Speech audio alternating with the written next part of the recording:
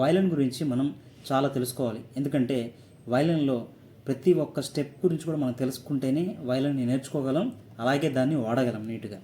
ఇప్పుడు ఇది వయలిన్, నా దగ్గర ఉన్న వయలిన్. ఇది పెద్ద కంపెనీ కాదు, నార్మల్ వయలిన్నే. నేను ఒక అరౌండ్ 4,000 to 5,000లో నేను పర్చేజ్ చేయడం జరిగింది. నేర్చుకోవడానికి ఈ మాత్రం సరిపోతుంది, ఎందుకంటే ఇంటర్మీడియట్ స్టేజ్ వరకు కూడా మీకు ఇది సరిపోతుంది. వయలిన్లో మీరు చూసినట్లయితే వయలిన్ మనం ఇలా హోల్డ్ చేయాలి.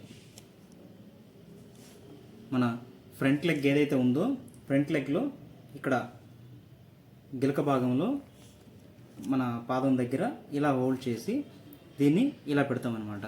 కరెక్ట్గా మీరు ఇలా వంగినట్టు కాకుండా ఇలా స్టిఫ్గా కూర్చోవాలి. ఇలా స్టిఫ్గా కూర్చుంటే మీకు చిన్ రెస్ట్ ఉంది కదా, ఏదైతే చిన్ రెస్ట్ ఇచ్చారో ఆ చిన్ రెస్ట్ దగ్గరలో మీకు ఇలా సెంటర్లో రావచ్చు. కొంతమందికి ఇలా అలవాటు అవుతుంది, ఇలా అయినా పెట్టుకోవచ్చు. కానీ స్ట్రైట్గా పెట్టుకుంటే బెటర్ అన్న ఆప్షను. ఎవరికి ఎలా కంఫర్ట్గా ఉంటే అలా వాడుకోవచ్చు. ఇప్పుడు ఏదైతే ఈ బ్లాక్ పాట్ ఉందో దీన్ని చిన్ రెస్ట్ అంటాం అనమాట. ఇది మనం చిన్ ప్లేస్ చేసుకోవడానికి. నెక్స్ట్ వీటిని వచ్చేసరికి ట్యూనర్స్ అంటారు, అంటే అడ్జస్ట్ చేసుకుంటాం. స్ట్రింగ్ బాగా కొత్త స్ట్రింగ్ ప్లే చేసినా, లేదా స్ట్రింగ్ అనుకోకుండా లూజ్ అయిపోయినా, అంటే ఈ స్ట్రింగ్ కింద మనకి ఒక కొంచెం గ్యాప్ ఉంటుంది అనమాట, ఫింగర్ బోర్డుకి టచ్ అవ్వకుండా. అలా ఉంటే మనం నో ప్రాబ్లం. అలా లేనప్పుడు బాగా దానికి ఫింగర్ బోర్డుకి టచ్ అయిపోతే సౌండ్ రాదు. కాబట్టి అప్పుడు మనం ఇక్కడ టైట్ చేసుకొని అడ్జస్ట్ చేసుకోవడం జరుగుతుంది. ఇది టైట్ చేసిన తర్వాత మనం ఇక్కడ ఏదైతే ఈ స్మాల్ చిన్న స్క్రూస్ లాగా ఇచ్చారు కదా, ఈ స్క్రూ పార్ట్ని వచ్చేసరికి మనం అడ్జస్ట్ చేసుకోవడానికి తిప్పుతామన్నమాట. తిప్పుకొని మనకి సా ఎక్కడ రావాలి, రీ ఎక్కడ రావాలి, సా రావాల్సిన ప్లేస్లో రీ పలకటం, అట్లా హాఫ్ నోట్ అలా వేరియేషన్ ఉన్నప్పుడు వీటిని వాడుకోవాలి. మనం యాక్టివ్ వేరియేషన్ ఉన్నప్పుడు వీటిని వాడుకోవాలి.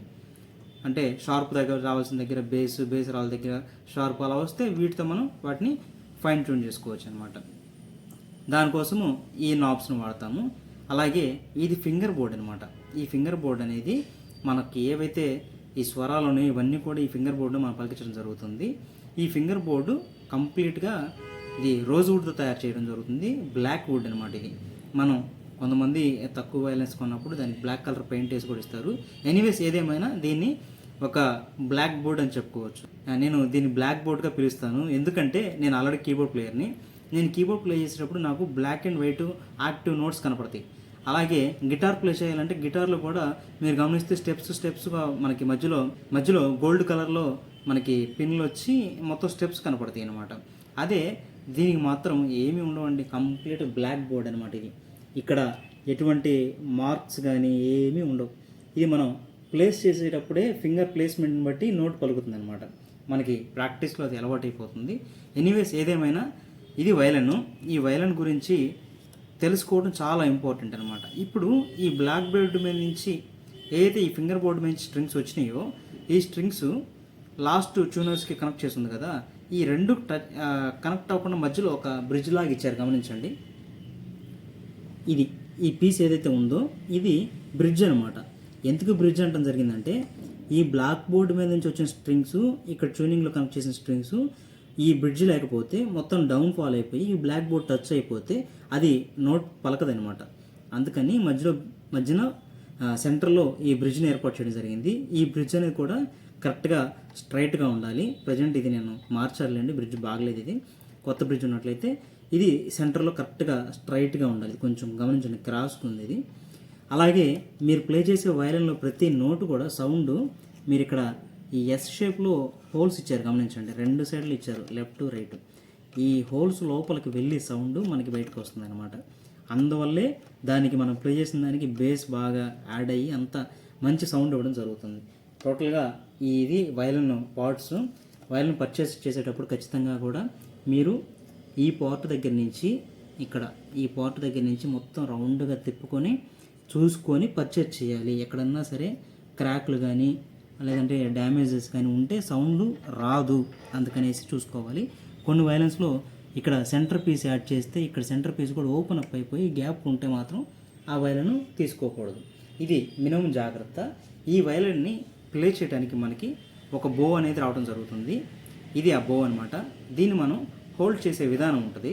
హోల్డ్ చేసే విధానం వచ్చేసరికి మన థంబ్ వచ్చేసరికి ఈ గ్యాప్లో పెట్టాలి. తర్వాత పైన 4 ఫింగర్స్ పెట్టాలి. ఈ లిటిల్ ఫింగర్ అనేది ఎప్పుడు కూడా స్టాండింగ్లో ఉండాలి. అంటే మనం ప్లే చేసేటప్పుడు ఇట్లా స్టాండింగ్లో ఉన్న హ్యాండ్ ఇలా ఇలా అవుతుంది అనమాట. ఇలా అయినప్పుడు ఏది అలా అయినా కూడా ఫింగర్ మాత్రం, ఈ లిటిల్ ఫింగర్ మాత్రం ఇలాగే గ్రిప్ ఉండాలి. ఇది మనం ప్లే చేసే విధానం. ఓకే, ఇది దీన్ని పట్టుకునే విధానం. బోని ఇలా పట్టుకోవాలి, దీని మీద ఇలా ప్లే చేయాలి. ఇప్పుడు నేను మామూలుగా హ్యాండ్ని దీని మీద హోల్డ్ చేశాను. కొత్తగా నేర్చుకునే పిల్లలు ఏం చేస్తారు, దీన్ని హోల్డ్ చేయమంటే ఇలా భయంకరమైన సౌండ్ రావడం జరుగుతుంది. ఎందుకంటే మన ఏదైతే మనం పట్టుకున్నామో ఇది సౌండ్ అనేది దాని మీద ప్రెజర్ పెడితే రాదు. చాలా లైట్ వెయిట్గా పట్టుకుంటే అప్పుడు సౌండ్ వస్తుంది అనమాట. ఇలా ఆ వైలన్లో వచ్చే పార్ట్స్ ఇలా ఉంటాయి. ఈ బౌ ఏదైతే ఉందో, ఈ బౌ మనం యూజ్ చేసే ముందు మనకి దీనికి వైలన్ మీరు పర్చేజ్ చేసినప్పుడు వైలన్తో పాటు మీకు వైలన్, బో అలాగే ఇటువంటిది ఒకటి ఇస్తారు. ఇది ఒక కలకండ లాగా ఉంటుంది మీకు చూడటానికి, లేదంటే కర్పూరం లాగా ఉంటుంది చూడటానికి. దీన్ని మీరు ఓపెన్ చేసి ఏదైతే మన బో ఉందో ఈ బోకి మనం ఈ హెయిర్ ఇక్కడ ఏదో నైలాన్ హెయిరో లేదంటే హార్స్ హెయిరో ఏదో ఇచ్చారు కదా, ఆ హెయిర్కి మనం అప్లై చేస్తేనే సౌండ్ బాగా వస్తుంది. ఎప్పుడు ప్రాక్టీస్ చేయాలని తీసినా దాన్ని మనం దీనికి అప్లై చేయాలి. ఇది వైలన్. వైలన్ గురించి మీ అందరికీ బాగా క్లియర్గా చెప్పాను అనుకుంటున్నాను. మీకు ఏమైనా డౌట్స్ ఉన్నట్లయితే ఒకసారి నాకు కింద కామెంట్ రూపంలో తెలియచేయండి. అలాగే మీకు నచ్చితే ఖచ్చితంగా లైక్ చేయడం మర్చిపోకండి. ఎందుకంటే ఈ వీడియో ఇంకా కొంతమందికి రీచ్ అవ్వాలంటే ఖచ్చితంగా లైక్స్ ఉండాలి. ఇంకా మంచి మంచి విషయాలు మీతో షేర్ చేసుకుంటాను. Don't forget to subscribe. Please follow me. Thank you.